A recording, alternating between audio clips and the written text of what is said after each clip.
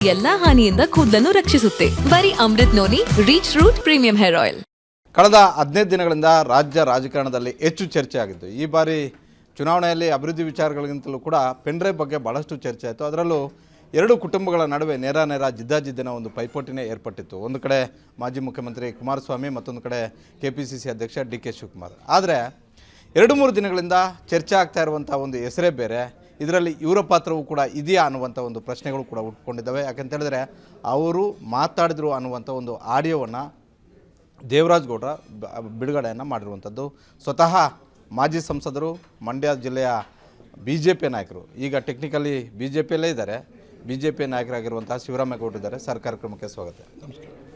ಏನ್ರಿ ಗೌಡ್ರೆ, ನಿಮ್ಮ ಹೆಸರು ಚರ್ಚೆಯಲ್ಲೇ ಇರಲಿಲ್ಲ, ಆದರೆ ಕೊನೆಯ ಕ್ಷಣದಲ್ಲಿ ಎಂಡ್ ಪ್ಲೇಟಲ್ಲಿ ನಿಮ್ಮ ಹೆಸರು ಬರ್ತಿದೆಯಲ್ಲ? ಇಲ್ಲ, ನನಗೆ ಈ ಚುನಾವಣೆಯಲ್ಲಿ ನಾನು 3 ತಿಂಗಳು ನನಗೆ ಹಾರ್ಟ್ ಆಪ್ರೇಷನ್ ಆಗಿತ್ತು.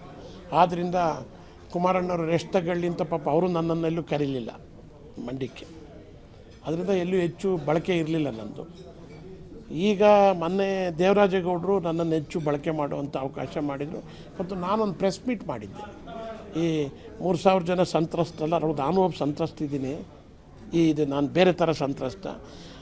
ಈ ಥರ ಅನ್ಯಾಯ ಆಗಿದೆ ನನಗೂ ರಾಜಕಾರಣದಲ್ಲಿ ಅಂತಕ್ಕಂಥ ಮಾತನ್ನು ಪ್ರೆಸ್ ಮೀಟ್ ಮಾಡಿ ಮಂಡ್ಯದಲ್ಲಿ ಹೇಳಿದ್ದೆ. ಅದಾದಮೇಲೆ ದೇವರಾಜೇಗೌಡರು ಭೇಟಿ ಮಾಡಿ ನನ್ನನ್ನು ಪೆನ್ ಡ್ರೈವ್ಗೆ ಲಿಂಕ್ ತಗೊಂಬಂದಿದ್ದಾರೆ. ಹಾಗಾದರೆ ಈ ಪೆನ್ ಡ್ರೈವ್ ವಿಚಾರ ಬರೋವರೆಗೂ ದೇವರಾಜೇಗೌಡರಿಗೂ ಮತ್ತು ನಿಮಗೂ ಎಲ್ಲೂ ಕೂಡ ನಂಟಿಲ್ವಾ? ಎಲ್ಲೂ ಕೂಡ ಭೇಟಿ ಆಗಿಲ್ವಾ? ಯಾವುದಾದ್ರು BJP ಮೀಟಿಂಗ್ನಲ್ಲಿ ಹಾಯ್ ಪಾಯ್ ಮಾತ್ರ ಅಷ್ಟೇ. ಒಂದು ಸರ್ಲು ಫೋನಲ್ಲೂ ಮಾತಾಡಿಲ್ಲ, ಏನೂ ಇಲ್ಲ. 29ನೇ ತಾರೀಕು 11 ಗಂಟೆಯಲ್ಲಿ ನಾನು ಆಫೀಸಲ್ಲಿ ಕೂತಿದ್ದಾಗ ಹೊಳೆ ನರಸೀಪುರದಲ್ಲಿ ಯಾರೋ ಇಬ್ಬರು ಬರ್ತಾರೆ. ಬೇರೆ ವಿಚಾರ ಮಾತಾಡುವಾಗ ನಮ್ಮ ದೇವರಾಜೇಗೌಡ ನಿನ್ನ ಕೇಳ್ತಿದ್ರಣ್ಣ ಅಂತಾರೆ. ದೇವರಾಜೇಗೌಡ ನಂಬರ್ ನನಗೆ ಈ ಕುತೂಹಲ ಇತ್ತು. ಅವನು 2 ವರ್ಷದಿಂದ ಈ ವಿಡಿಯೋಗಳಲ್ಲೆಲ್ಲ ಬಿಡುಗಡೆ ಮಾಡಿ ನನ್ನ ಹತ್ರ ಪೆನ್ ಡ್ರೈವ್ ಇದೆ, ನಾನು ಕೋರ್ಟ್ ಸ್ಟೇ ತಂದವ್ರೆ, ನಾನು ಹಂಗೆ ಮಾಡ್ಬಿಡ್ತೀನಿ ಎಲ್ಲ ಹೇಳ್ತಿದ್ನಲ್ಲ.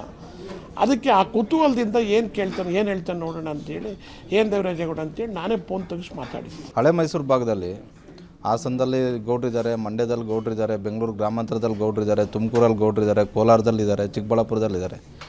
ಇಷ್ಟೆಲ್ಲ ಗೌಡ್ರನ್ನ ಕೇಳದೇ ಇರುವಂತಹ ದೇವರಾಜೇಗೌಡ ಶಿವರಾಮೇಗೌಡರನ್ನೇ ಯಾಕೆ ಕೇಳಿದ್ರು ಅಂತ. ಅದು ನನಗಿನ್ನ ನೀವು ದೇವರಾಜೇಗೌಡರನ್ನ ಕೇಳಿದ್ರಿ ಈ ಪ್ರಶ್ನೆ ಚೆನ್ನಾಗಿರುತ್ತೆ. ಅವನು ಇಷ್ಟೊಂದು ಡೇಂಜರಸ್ ಅಂತ ನನಗೆ ಗೊತ್ತು. ನನ್ನ ಜೀವನದಲ್ಲಿ ನಾನು ಮಾತ್ರವಲ್ಲ, ನನ್ನ ಕೂದಲು ಕೂಡ ಆಗಿರ್ಬೇಕು ಸ್ಟ್ರಾಂಗ್ ಅಂಡ್ ಸ್ಟೈಲಿಶ್. ಬರೀ Amrut noni reach root premium hair oil ನೊಂದಿಗೆ. Reach root premium hair oil.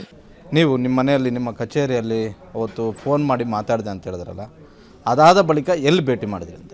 MG ರೋಡ್ನಲ್ಲಿ ನಾನೊಂದು ಒಂದು ಆಫೀಸ್ ಇದೆ, ಬೇರೆ ನಮ್ಮ ಫ್ರೆಂಡ್ದೊಂದು ಬಟ್ಟೆ ಅಂಗಡಿ ಇದೆ, ಅಲ್ಲಿ ಒಂದು ಕಚೇರಿ ಇದೆ. ನಾವು ಒಳಗೆ ಹೋಗಿ ಕೂತ್ಕೊತೀವಿ. 3 ಗಂಟೆ ನಾನು ಅಲ್ಲಿ ಬರ್ತೀನಿ ಬಾ ಅಂತ ಹೇಳಿದೆ, ಬಂದ. ಅಲ್ಲೇ ಮಾತಾಡಿ.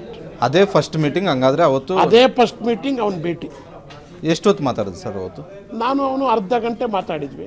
ಅರ್ಧ ಗಂಟೆ ಮಾತಾಡಿದ್ದು ನಾನು ಬೇರೆಯವ್ರು ಬಂದು ನನ್ನ ಹತ್ರ ಮಾತಾಡ್ತಿದ್ರು. ಅವನು ಆ ಕಡೆ ಕೂತ್ಕೊಂಡು ಏನೇನೋ ಫೋನಲ್ಲಿ ಮಾತಾಡ್ತಿದ್ದ. ಅವನು ನಾನು 7 ಗಂಟೆವರೆಗೂ ಅಲ್ಲೇ ಇದ್ದೆ. 7 ಗಂಟೆವರೆಗೂ ಅಲ್ಲೇ ಇದ್ದ. ಏನೆಲ್ಲ ವಿಚಾರಗಳು? ನಾನು ಅರ್ಧ ಗಂಟೆ ಮಾತಾಡಿದ್ಬಿಟ್ಟು ಏನೂ ಮಾತಾಡಲಿಲ್ಲ.